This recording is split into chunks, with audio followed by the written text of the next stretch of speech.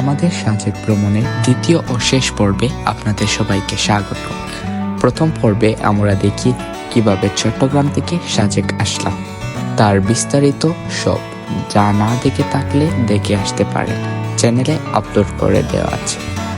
আজকের পর্ব শুরু হতে যাচ্ছে সাজেকের সুন্দর সকাল দিয়ে, সাথে থাকছে কংলাক যাত্রা এবং সাজেক থেকে ফিরে এসে খাগড়াছড়ির বেশ কিছু জায়গা। চলুন তাহলে শুরু করা যাক সাজেক ভ্রমণের দ্বিতীয় ও শেষ পর্ব।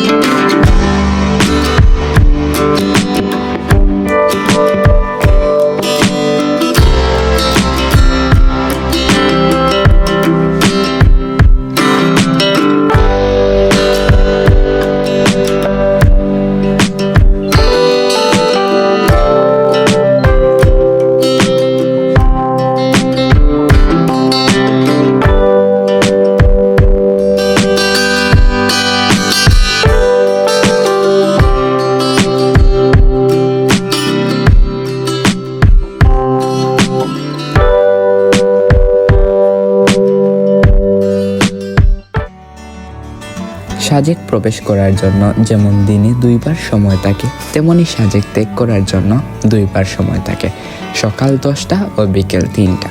মনে রাখবেন, সাজেকের রিসোর্ট বা কটেজে চেক আউট করার সময়ও সকাল 10টা। সুতরাং একদিনের জন্য সাজেকে আসলে অবশ্যই সকাল 10টার মধ্যে গাড়িতে উঠে পড়বেন। আমরা যেই প্যাকেজে সাজেক এসেছিলাম সেখানে অন্তর্ভুক্ত ছিল সাজেকে আসা ও যাওয়া, সাজেকে এক রাত্রি যাপন, হেলিপ্যাড ও কংলাক পাহাড় ঘুরে দেখানো, এছাড়া খাগড়াছড়ি পৌঁছে ঘুরে দেখানো খাগড়াছড়ির সকল স্পট।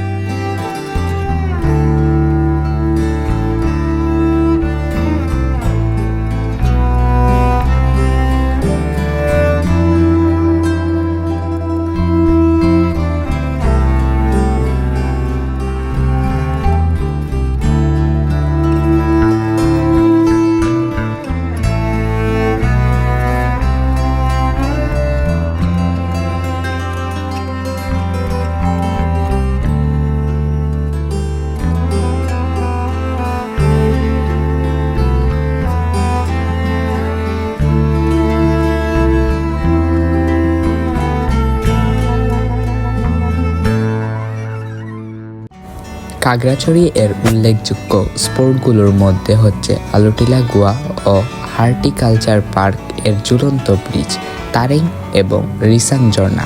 আজকে আমরা ঘুরে দেখব আলুটিলা গুহা ও হর্টিকালচার পার্ক এর ঝুলন্ত ব্রিজ। আমাদের সবার সময়ের স্বল্পতা থাকায় তারিং ও রিসাং ঝর্ণা দেখা হয়নি। খাগড়াছড়ি এসে আজকে আমাদের প্রথম স্পট হচ্ছে আলুটিলা গুহা, যেখানে আমরা জনপ্রতি 40 টাকা টিকেটে ভিতরে প্রবেশ করি।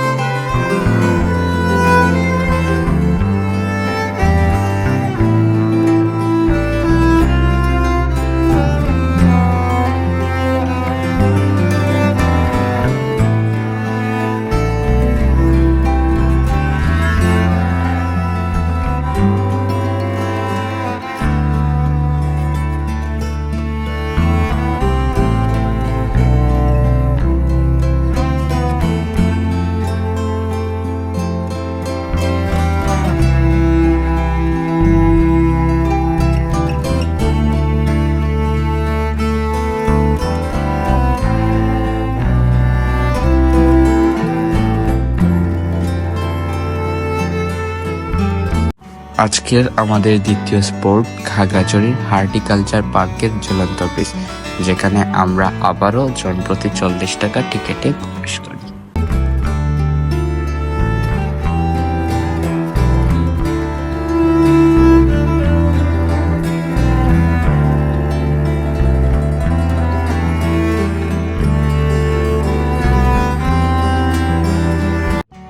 খাগড়াছড়ির 2টি স্পোর্ট করে আমাদের রিজার্ভ করা জিপ গাড়ি আমাদের নিয়ে যায় খাগড়াছড়ি শহরে, যেখানে আমরা দুপুরের খাবার শেষ করে রওনা দেই চট্টগ্রামের উদ্দেশ্যে।